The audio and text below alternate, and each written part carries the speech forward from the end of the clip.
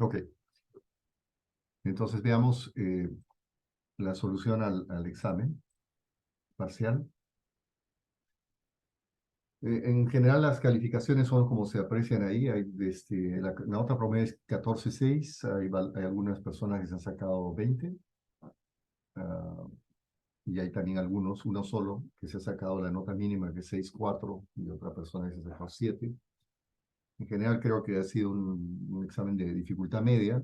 Me imagino que es el tiempo el que más complica, ¿no? Más que las preguntas. Si uno tuviera una hora más, puede sacarse 20, ¿no? Todas las preguntas tienen respuesta en el texto. Algunas, por la forma en que me han preguntado, puede llevar algunas dudas. Por eso la necesidad de explicar ahora, ¿no? El orden de las preguntas que aparece acá no necesariamente es el que ustedes tenían, porque se hace un orden aleatorio, pero por ahí coincide. Lo primero era, se preguntaba cómo es que, o qué alternativas de solución son viables en bajos volúmenes de tráfico. Es una pregunta, digamos, si no vemos el carácter económico, la respuesta sería cualquier tipo de solución, ¿no? Porque no lo limita no hay ninguna limitación de solución. Uno podría poner lo que desease, pero en la realidad no puedes colocar algo que económicamente no sea rentable o que no sea demostrable, o que no se pueda demostrar que es la mejor alternativa técnico-económica. Por eso siempre tenemos estudios económicos que justifican la intervención en términos del tráfico. El volumen de tráfico va a limitar las alternativas que son viables de ejecutar, porque son viables económicamente. Pero, por ejemplo, si uno tuviera un presupuesto ilimitado, no interesa qué volumen de tráfico tenga, vamos a terminar colocando de repente cualquier otra solución. Entonces, dentro de ese punto de vista, se colocan soluciones que tengan una justificación técnico-económica, y por eso las soluciones como los pavimentos de concreto hidráulico o concreto asfáltico, que son soluciones de mayor costo, pero también para una solución más definitiva, no son alternativas viables para bajos volúmenes de tránsito. Normalmente en bajo volumen de tránsito o es un pavimento afirmado, es decir, que no tiene ninguna superficie de rodadura adicional, directamente el afirmado actúa como superficie de rodadura, o como ahí se muestra, las lechadas asfálticas o slurries, slarries, y también Otacil, que es otra alternativa, es la combinación de monocapa con slurry. Las respuestas eran las que están marcadas ahí o resaltadas. Lo segundo es que se preguntaba qué mecanismos de falla pueden darse en los pavimentos afirmados. Bueno, los pavimentos afirmados, dado que no tienen una protección superficial, simplemente los vehículos circulan directamente sobre la capa que hace de rodadura, pero también capa estructural. Entonces no es viable o no se van a presentar fisuras por gradiente térmico, pues no es un problema, se disipan los cambios térmicos. Alguien podría decir, bueno, pero podría haber congelamiento. Sí, pero no gradiente térmico, podría haber congelamiento. No es habitual en el Perú, pero eventualmente podría darse que se congele, y como consecuencia del congelamiento hay fallas, pero no es el caso, ¿no? Y también el tema de fisuras por fatiga. Las fisuras por fatiga son aquellas que se asocian a que un material tiene una resistencia límite de fatiga por repeticiones, como es el caso de un pavimento de concreto o asfáltico. ¿Qué ocurre a un pavimento afirmado cuando hay muchas cargas o repeticiones de carga? Lo que va a ocurrir es que el pavimento o el material puede tomar varias posibilidades. Una es que se deforme al punto en que el material forma huellas y finalmente se desplaza o puede quitarse o desaparece la totalidad. La otra es que se tritura el material, o sea que se va fragmentando, dividiendo y se convierte en polvo o en materiales finos. Pero en ningún caso vamos a tener problemas de fisuras por fatiga. La fatiga no se traduce porque no es un material que tiene una respuesta a fatiga. ¿Qué ocurre cuando hay cargas por flexión o tracción, o cargas por tracción en pavimentos que son afirmados? No tiene resistencia a la tracción en la práctica, entonces no va a formar fisuras. Ahora, las otras que están destacadas acá son fallas que sí podrían presentarse. Pérdida de finos por desgaste, el movimiento, desplazamiento lateral del afirmado, erosión superficial, asentamiento, sí son cosas que se podrían esperar en un tipo de pavimentos como este.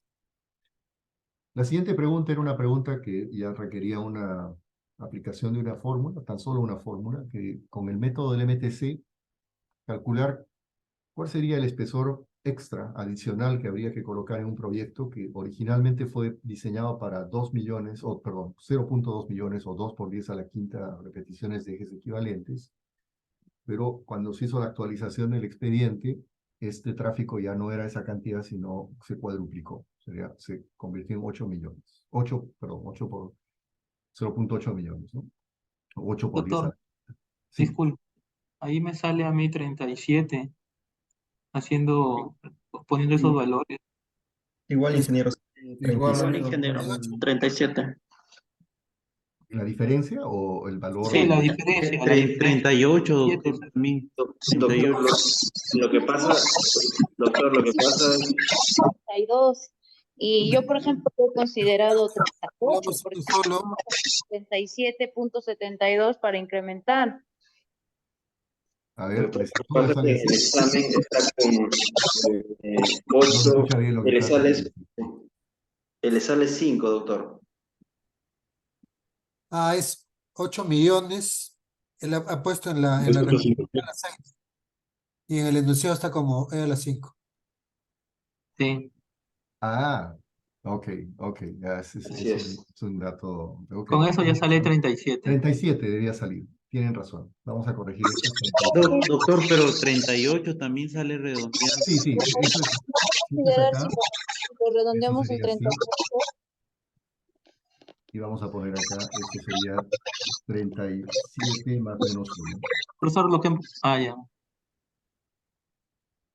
Ok, muy bien, está bien, vamos a corregirlo, tienen razón.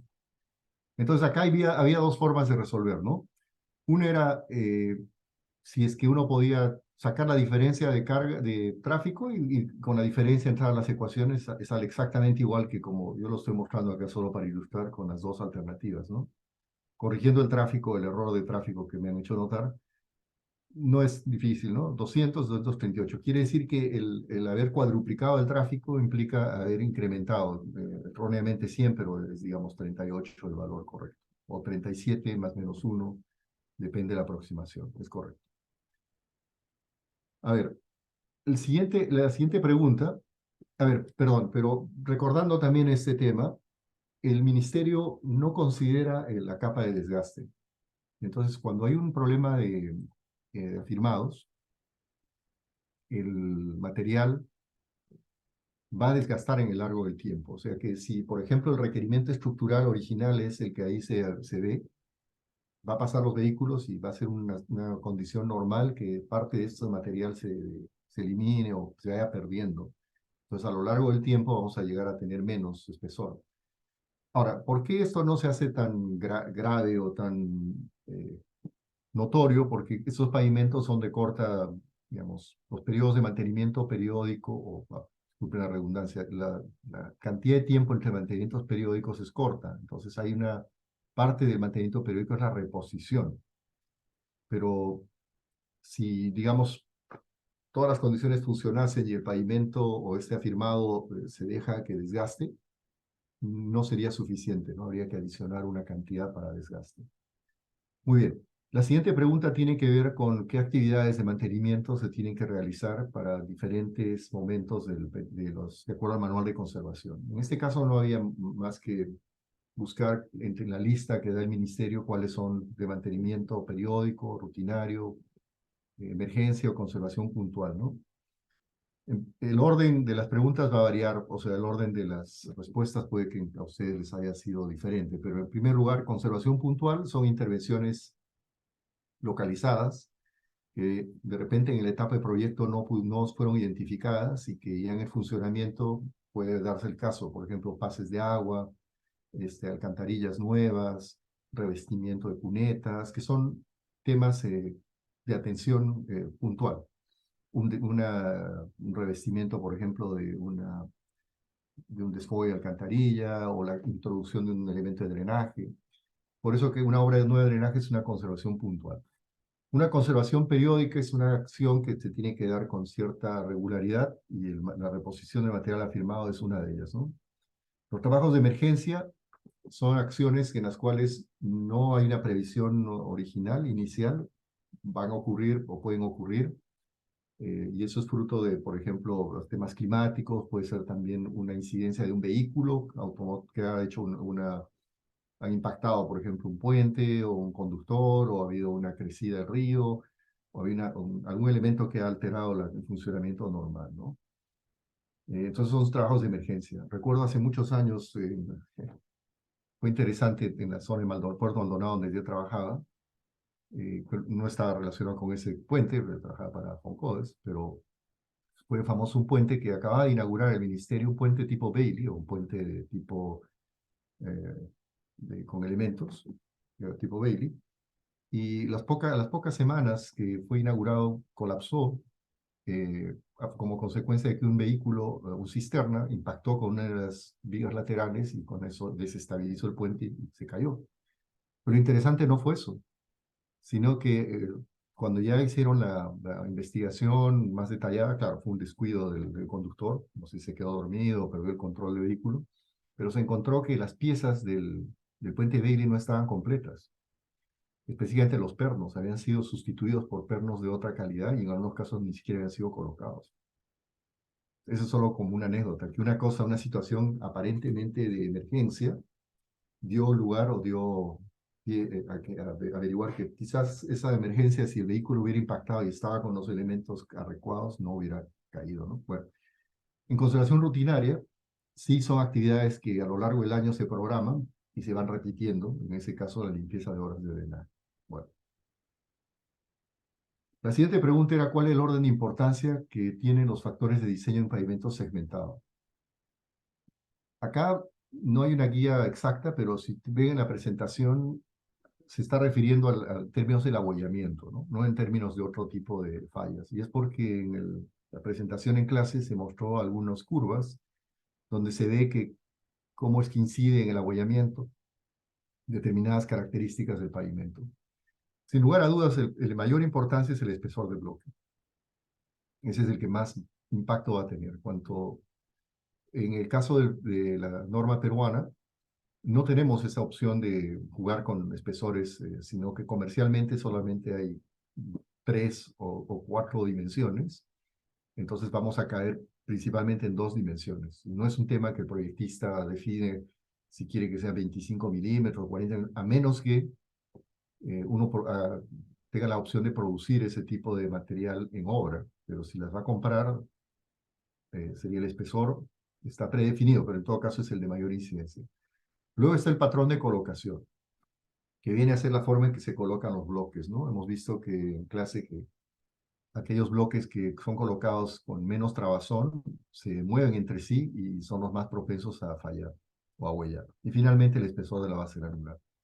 No significa que no sean importantes todos, pero unos son más importantes que otros. La siguiente pregunta era si se aplica el manual del ministerio, ¿cuál es el espesor mínimo que debería tener una base granular para esas condiciones, ¿no? Un tráfico de 1.8 por 10 a la sexta en el SAR, un CBR de 15%. Y la respuesta se pedía que se exprese en centímetros sin decimales, ¿no? Porque no da esa opción. Ahora, Doctor, sí, sí, disculpe que lo interrumpe. En las clases anteriores usted especificó que esos espesores es porque te dan un rango de sal, ¿no? Y sí. si uno quería un valor más exacto, se va a la fórmula que te indica el mismo manual que proviene de esto, y ahí encuentra los valores más específicos, ¿no? Incluso usted hizo un ejercicio con eso. Sí, Yo sí, se puede. haciendo el programa me sale a mí 21 centímetros. Y como usted pide el mínimo, entre 21 y 25, yo he colocado el 21 que cumple, ¿no? 21 centímetros también cumple con el programa. Ok, eso está bien, sino que acá era un tema más práctico, pero no está mal lo que tú has hecho. Lo único que puede hacer es ampliar el rango de respuesta Sí, para que comprenda sí, también los 21. sí, porque con el rango me están poniendo Que mal esa cae pregunta, ¿no? como error, ¿no? Sí. Como error. Está bien, está buena la aclaración. Hay una pregunta de Bresman Cerón.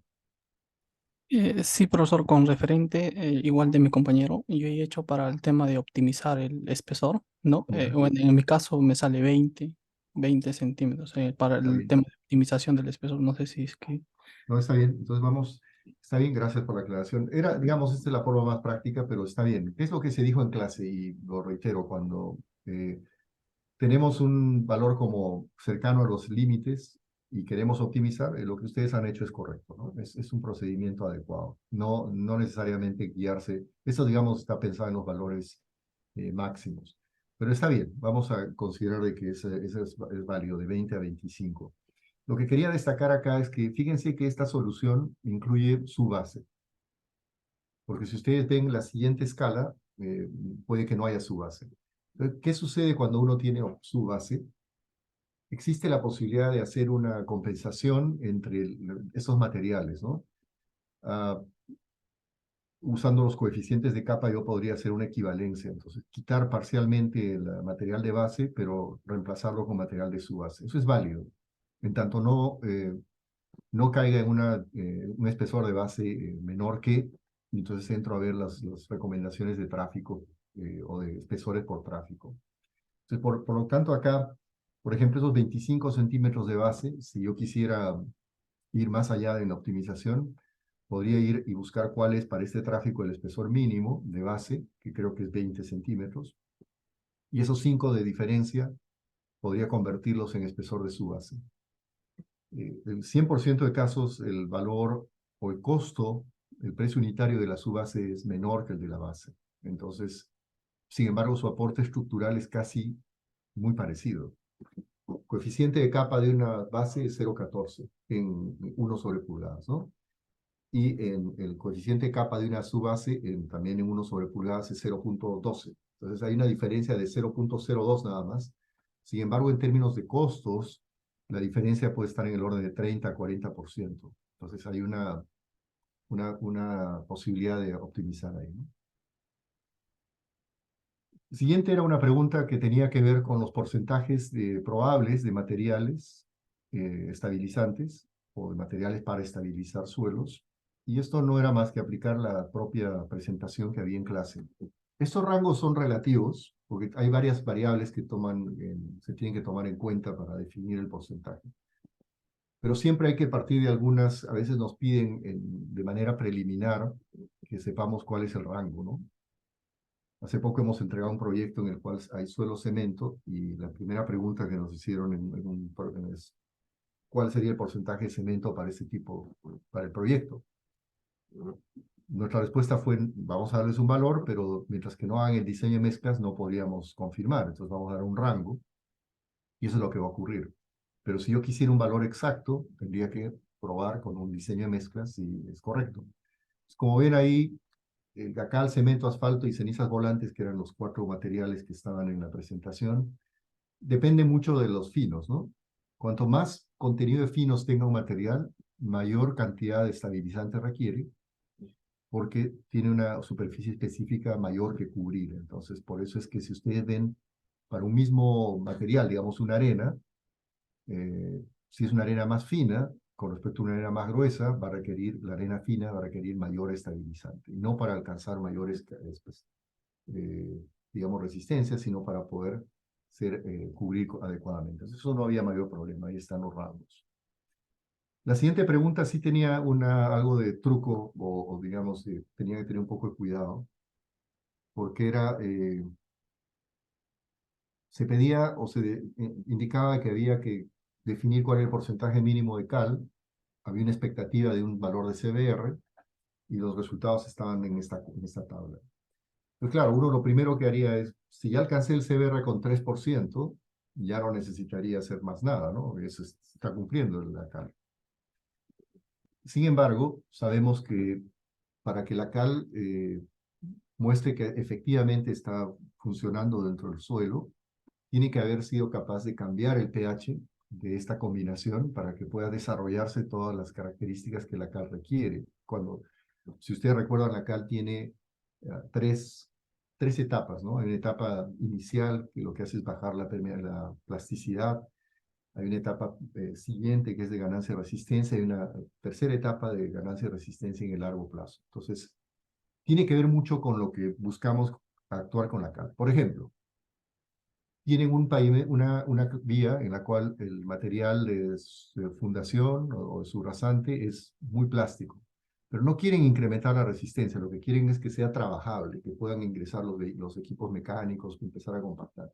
En ese caso, vuestra expectativa no es de largo plazo, entonces van a buscar una cantidad de cal mínima que requiera para que se produzca este cambio.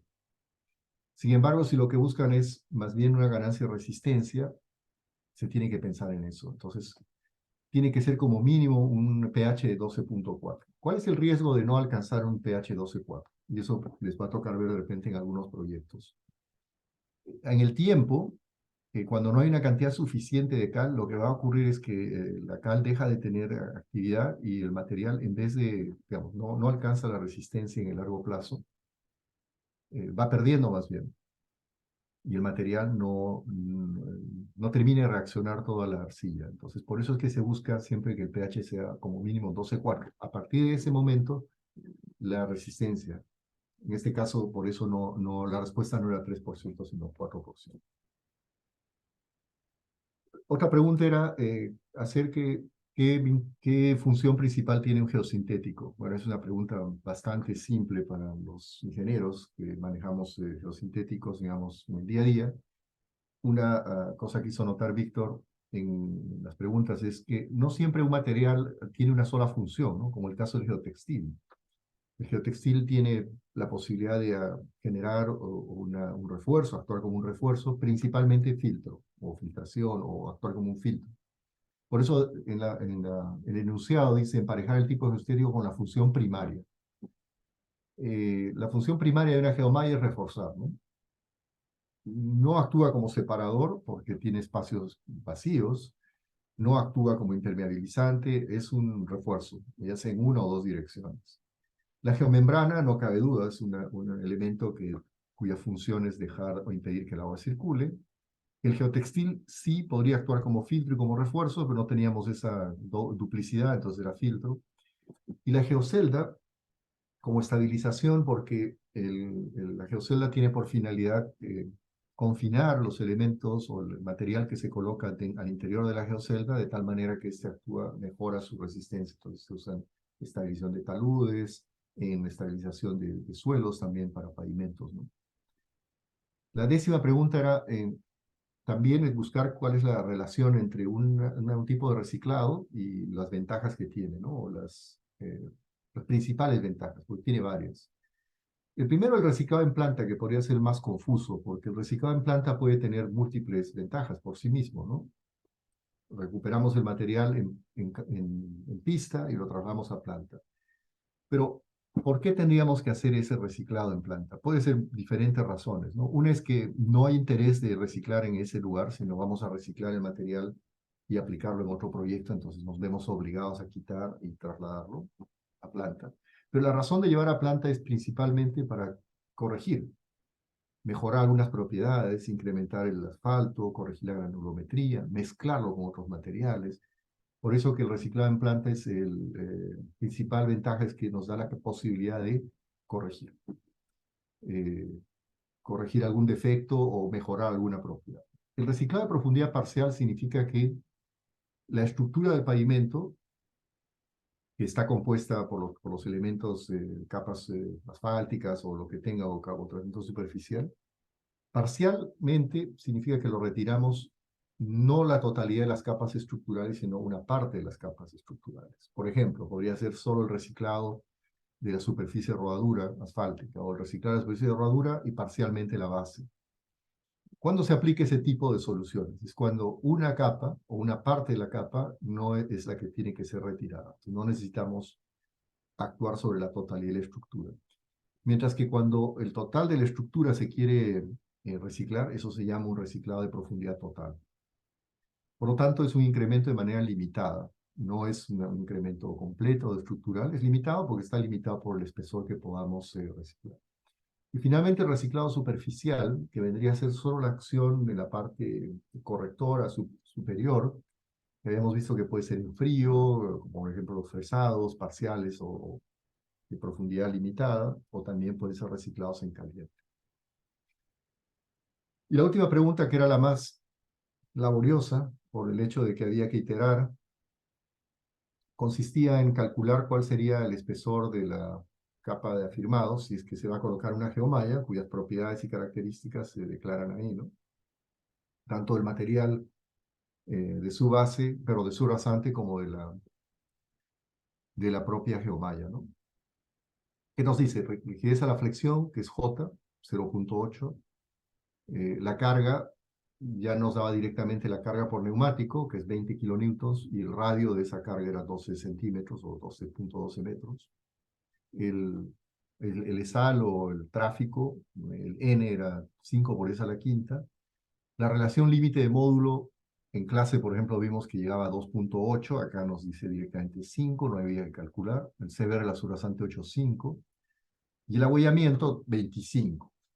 En clase se mencionó que estas fórmulas en algunos casos son, digamos, para el rango de hasta 75 milímetros, o sea que están, digamos, hechas para hasta 75 milímetros. Colocamos todos esos datos dentro de la ecuación que está ahí y los únicos datos que sí tendríamos que haber nosotros decidido es el factor de NC. NC es el equivalente a los factores de carga de las fórmulas de capacidad de corte, capacidad al esfuerzo cortante de los suelos. Varía. Si no tenía geomalla es 3.14, si tiene geomalla es 5.71, por eso acá se adopta 5.71. FC, que es un factor o una resistencia límite de 30, el CBR 8.5, con todo esto, iterando, salía 41 centímetros, pudo haberle salido 39, 43, hay un rango de más o menos 5, entonces no va a haber problema, ¿no? No debería haber, si es que han estado acertadamente en la... Entonces eso era. A ver, sí, Bresman me cerró. Sí, profesor, disculpe. Yo también con referente a esta pregunta, hice mi hoja de cálculo, Ya, practiqué con los problemas que sí, sí, de vistos en clase. clase, ajá, y me salían los resultados, justamente lo que se vio en clase. Utilicé la misma hoja de cálculo que realicé, Ya. pero a mí me salió un espesor de 34. Por eso, de repente, no sé si es que le puedo compartir por correo la hoja de Sí, cálculo que sí, tengo, claro. Quizás ha porque lo habido corroboré. algún error acá en el NC o en el FC. Lo corroboré con los problemas como de Sí, por clase. eso, pásame tu hoja de cálculo. No sé si a otros les ha salido igual que a Bresman.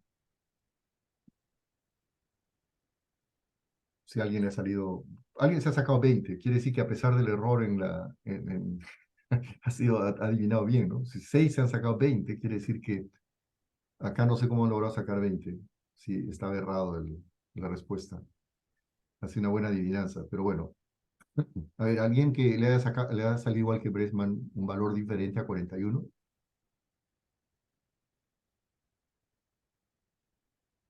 Gracias, Natalie, por el emotico, por la sonrisa. Sí. Sí, a pesar de que uno haga el mejor esfuerzo, siempre hay la posibilidad de comunicarse, así que no. eh, pero está bien.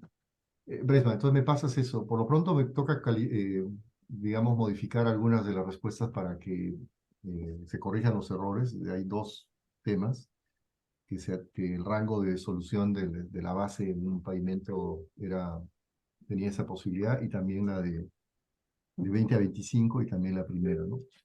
Sí, le comparto sí, la hoja de cálculo ingeniero por su Por correo. favor, sí. Ok, te agradezco. Todo eso lo Doctor, reviso. buenas noches. Sí, Francisco. adelante, Francisco. En mi caso, doctor, cuando colocaba menos de 35 me salía error, ¿no? Sino Ya, que yo lo he ajustado a cero, o sea, cero igual a h menos, una expresión h correcto. menos toda la fórmula Sí, para sí. poder iterarlo. Y cuando salía menos de 35 me salía error, Te ha ¿no? salido Entonces, 35 a ti. y no llegaba al cero, ¿no? O sea, tendría que llegar al cero, mi diferencia de ambas expresiones. ¿Y cómo has iterado? ¿Con qué has iterado en Excel? ¿Con qué iteras? Manual, no he usado el buscar valor, sino manualmente, nada más. Ah, bueno, hubieras buscado buscar valor, ¿no? Te era más Ah, fácil. Si ya habías hecho la ecuación de optimización, buscar valor, y te sí, hubiera salido. no, Sí, no, pero no es utilicé. exactamente lo que tú has planteado, es la forma de resolver, ¿no? Ajá. La diferencia 0 y uno va buscando cuál. Ahora, me parece Ah. raro que no converja, porque sí debería converger. Ahora dices que por encima de 38 no tenía solución, o sea, 38 era tu No, no, solución. por debajo, lo quería, o sea, cuando quería llegar al valor y más bien cambió a otros valores, qué raro decía, ¿no? Y al final obtení un valor de 101 centímetros, ¿sí? O sea que, bueno, pensé que de repente se había equivocado, ¿no? Bueno, le he equivocado en No, todo caso. no creo. Y era Vamos a demasiado, revisarlo pues, bien, pero ah, sí, bueno, esta era una aplicación nada más, más matemática. Como ven, no hay nada difícil en este tema. En pavimentos, y creo que es algo que les mencioné al inicio del curso, son tres, yo diría que son cuatro disciplinas diferentes dentro del propio pavimento. Hay una que tiene que ver con la parte constructiva, o sea, que las personas que están en la especialidad de pavimentos, pero involucrados en la construcción, en el cual el mayor énfasis está en el tema, digamos, de las especificaciones técnicas, de los procesos constructivos, de como la aceptación de las capas, problemas que hay el día a día, ¿no? Que no requieren a veces entrar a fórmulas, sino más bien tener la experiencia laboral de haber visto casos parecidos y saber cómo se actúa en esos casos. Y eso tiene que ver con la supervisión, con el que trabaja para el contratista. Hay un siguiente tipo de pavimento que es el que vemos acá en clase, que tiene que ver con lo rutinario, ¿no? Con la persona que va a elaborar un expediente técnico.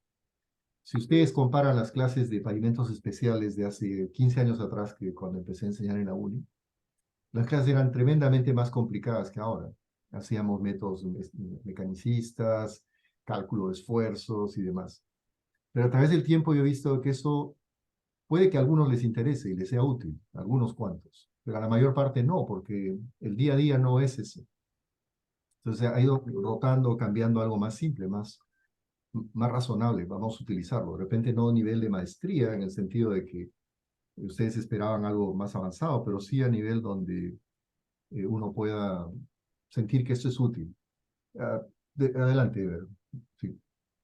Eh, Doctor, buenas noches. Y con respecto al diseño, cada país tiene sus normas mínimas que exige para un diseño. Por lo tanto, el diseñador de pavimentos en su software, cuando él diseña, debe considerar esos parámetros mínimos. De ahí debe arrancar, de ahí debe partir hacia sus espesores que él va a calcular, los aceros que va a colocar. Exacto, exacto. A ver, ese es un buen punto. Déjame terminar la idea y vamos a regresar a lo que acabas de decir. Entonces, hay un tercer tipo de aplicación en lo que es pavimentos que tiene que ver con el análisis, y es ahí donde sí requieren herramientas un poco más avanzadas, como métodos mecanicistas, software de elementos finitos, múltiples otros ensayos avanzados de materiales. Y generalmente eso está orientado cuando ustedes o tienen un caso difícil de diseño, que es complejo, por el tráfico, el tipo de cargas o los volúmenes de vehículos que van a circular, o cuando quieren hacer un análisis con miras, por ejemplo, a una evaluación, un peritaje, una consultoría, en que ese caso sí necesitan mayor cantidad de herramientas. Y hay un cuarto tipo de aplicación en el pavimento que tiene que ver con la comercialización de los productos. El que vende un geotextil, el que vende un producto estabilizante. Entonces él tiene que combinar un poco, ¿no?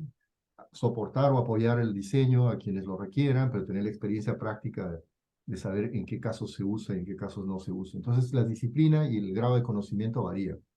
Con respecto a lo que dice Eber, sí es cierto. En realidad es un tema, disculpen que tome unos minutos de eso, pero es un tema de reflexión. El siguiente, en general en ingeniería, ¿qué es lo que uno aprende? Si se han puesto a pensar, pueden ordenarlo de diversas maneras. Pues normalmente uno aprende tres cosas, ¿no? La primera, uno aprende a una forma, una secuencia lógica para resolver un problema. No interesa el tipo de problema, vamos a seguir pasos. Vamos a intentar tener las variables, vamos a intentar ver qué ecuaciones se corresponden, qué limitaciones tiene, finalmente aplicar esos valores y llevar a un cálculo o puede ser una comparación. Ese es el razonamiento lógico del ingeniero, es diferente al razonamiento que tiene un abogado o que tiene un contador o un médico, porque cada una de estas disciplinas nosotros somos paso a paso, ¿no? Para hacer, como acá hemos visto, queremos aplicar la fórmula, previamente necesitamos valores y así sucesivamente. Un segundo tema que se aprende en ingeniería tiene que ver con lo que dice Eber, que es la aplicación de la normativa. Y eso tiene que ver con cada país. Entonces, no solamente con cada país, sino que, por ejemplo, ustedes están dentro de su ámbito profesional, se desarrollan atendiendo municipios, por ejemplo, todo el tiempo. Los recursos que usan para calcular los pavimentos o para presentar los expedientes son de cierta forma. Si saltan hacia el Provías Nacional del Ministerio, van a tener que usar el manual del MTC, van a tener que, por ejemplo, hacer proyectos de más complejidad, con mayor cantidad de información. Si vas a otros países, igual, ¿no? Es evolutivo. Cada país tiene, en el propio Estados Unidos, les comento, donde me toca, donde trabajo, cuando dicen Estados Unidos no significa nada. Cada estado tiene su propia metodología de diseño. La metodología en Texas es mecanicista, con un software. Yo paso hacia Oklahoma y es diferente. Voy a ponerles un ejemplo. Hemos hecho un proyecto que comprendía, el 80% del proyecto estaba en Texas y el 20% en Oklahoma, justo la frontera entre los dos estados. Entonces intentamos hacer un solo diseño, ¿no? No era posible, porque el Departamento de Transportes de Oklahoma no usa la metodología de diseño que usa Texas, usa AASHTO, tal cual lo vemos en el Perú, mientras que Texas no usa AASHTO, tiene su propio método, basado en AASHTO, pero no es AASHTO en sí. Entonces, ¿qué tocó? Hacer un expediente que, siendo una misma vía, no es continuo. Entonces dirán, es una locura, es una sola vía, pero cuando cambia de estado, cambia también la solución. Ambos son pavimentos rígidos. No crean que uno es pavimento flexible, otro rígido. Ambos son pavimentos rígidos. Pero la diferencia está en la metodología de diseño. Entonces, ninguno de los departamentos de Estado va a ceder, digamos, ellos son responsables de sus propias... están viendo, ¿no? Este es el punto. Esta es la vía que nosotros diseñamos, es esta, el pavimento que va desde Gainesville, que es acá, perdón, desde acá, desde Denton, toda la Interestatal 35 es la que diseñamos, y pasa por este puente en el Río Rojo, y esa es la frontera entre Texas, ese es el Río Rojo, a un lado está Texas, cruza uno la frontera y está Oklahoma. Hasta acá un diseño y a continuación otro diseño. Ambos en pavimentos rígidos, pero solo para darles una idea de que no... Y es como si fuera otro mundo. Cruza la frontera, acá se vende marihuana legalmente, acá se puede jugar, hay casinos, lo cual es prohibido en Texas. Entonces el casino está acá, como se dan cuenta uno cruza, acá están las instalaciones del casino, entonces el proyecto concluye en esta intersección, pero solamente para este pequeño sector se tuvo que hacer una solución de pavimento rígido diferente, ¿no? Y acá uno cruza y ya ven todas estas tiendas de venta de marihuana, ¿no? Legal. Mucha gente cruza solo la frontera, y, bueno, lo que les interesa es el tipo de solución. Para darles una idea de que no necesariamente, entonces ese es el segundo tema en el caso de los pavimentos, digamos, la aplicación de las normativas que pueden cambiar en el tiempo, pero también en las ubicaciones, ¿no? Y lo tercero que se aprende en ingeniería es dónde podemos buscar información. Es una persona que no está en este tema, digamos, si ya están ustedes familiarizados con pavimentos, saben que pueden encontrar, por ejemplo, los reglamentos en tal página web, que tienen que entrar a la página del ministerio, o descargar este cierto tipo de libro, entonces ya hay una familiaridad. Entonces la idea del curso son cosas básicas, pero les van a dar pie para que puedan atender si es un proyecto más complejo, bueno, va a tocar estudiar de repente y profundizar más en alguno de los temas, ¿no? En la siguiente clase vamos a empezar con SuperPave. Solo quiero hacer una introducción rápida porque ya estamos sobre la hora. El caso de SuperPave es un caso interesante porque viene a ser las siglas que representan pavimentos de desempeño superior, ¿no? Así como AASHTO tuvo en un momento, AASHTO 93, en un determinado momento se cuestionó sobre su aplicabilidad y sobre el hecho de que era una metodología que estaba quedando desactualizada. Lo mismo ocurrió con el diseño de mezclas. En los años 90, finales de los años 90, se vio que también las mezclas asfálticas estaban teniendo no se estaban comportando como se esperaba a pesar de que cumplir con las especificaciones que en ese momento se tenían. Entonces surge un esfuerzo que fue grande de desarrollar una metodología, o sí, un método que se llama SuperPave, que comprende tres cosas y no hay que confundirlas. A veces la gente las confunde. Uno es un método de diseño de mezclas, que es el que más, digamos, el nombre se familiariza más con eso. Ese es digamos, la principal palabra, se asocia con el método de diseño de mezclas. Pero a su vez tiene dos otros componentes. Uno de ellos es la clasificación.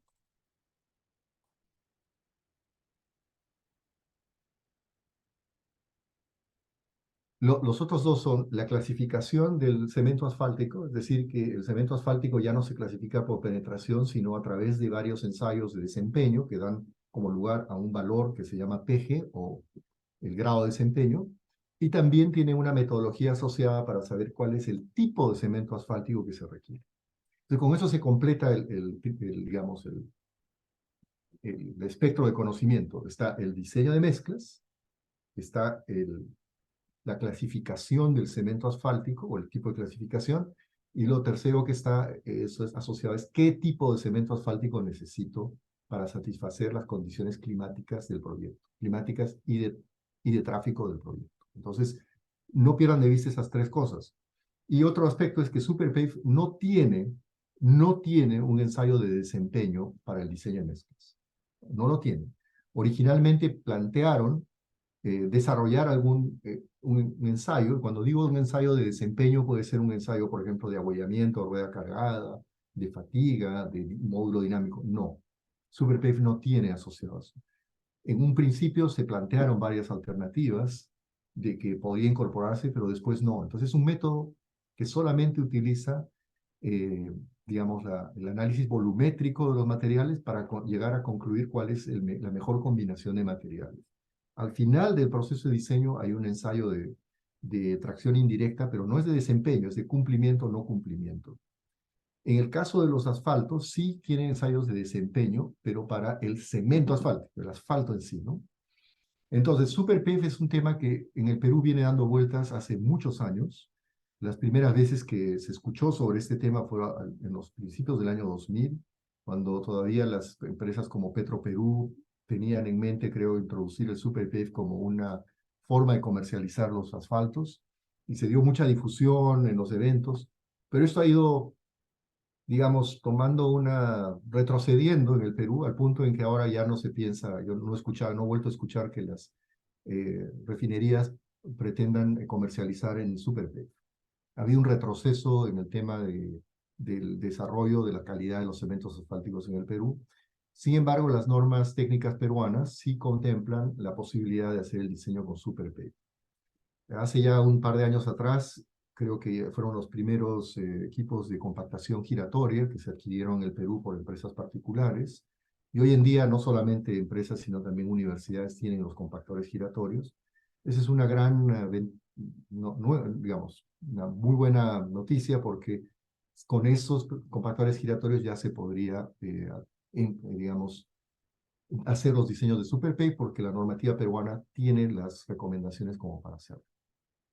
A ver, hay alguien que, Iván Limay dice, hace una pregunta, y con esto voy a cerrar la clase, dice, quería consultarle, ok.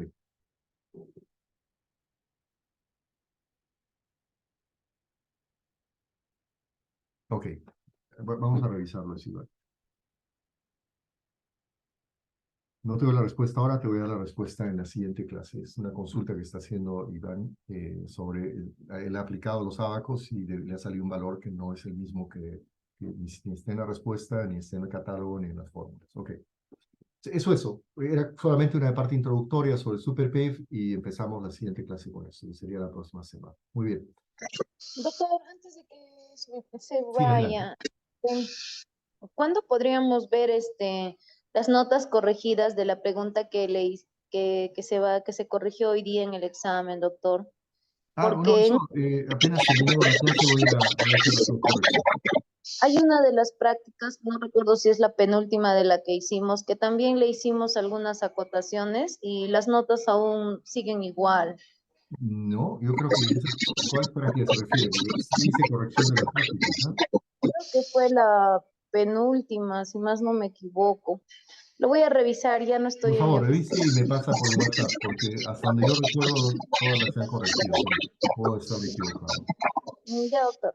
Gracias. Gracias. Muy bien. Entonces, que tengan buenas noches y nos veríamos el próximo miércoles. Doctor, una consulta. Sí, Kevin. Adelante, por favor. Sí, doctor, una consulta. Había una pregunta respecto para poder incrementar el espesor adicional donde sale pues 38, ¿no? 37 como tantos, pero yo puse Sí. 40. No sé si eso se va a considerar así, como 40. ¿Cómo llegaste No a sé si sacar lo podría 40? considerar porque yo puse 40. No, bueno, yo saqué 37 como tantos, ¿no? Ah, Pero lo yo lo puse redondeaste a 40. Sí, lo redondeé a 40. Por ello quería, no sé si me podría Ok, considerar la no, pregunta parece mejor que razonable. podría Ok, mostrar en la pantalla. está bien. Voy a hacer esa corrección entonces. Ya, Doctor, no se olvide la otra pregunta que era de 20 a 20 a 25. 25, ¿sí? Sí, yo lo había hecho con Queda 21. pendiente lo de Iván Limay que sacó otro valor, pero está bien. Son dos correcciones que hay que hacer. Y quiero Eso van también a poder verlo ahora mismo, ¿no? el resultado de la última pregunta, disculpe, al El correo. resultado de la última pregunta, que es 41, quedaron en pasarme la página, perdón, por ahora es 41, pero acá Y lo le que envié está. mi hoja ya de cálculo por correo. Lo revisa. Ok, ya está bien. Por lo pronto voy a corregir esas dos, voy a revisar la hoja de cálculo y si hay algo que corregir, lo hago. Por lo pronto, solo las dos que estaba fácil. Ok, listo. Hasta pronto entonces. Bueno, doctor, gracias. Buenas noches. Ok, ingeniero, buenas noches. Buenas noches, hasta luego. Buenas noches, ingeniero.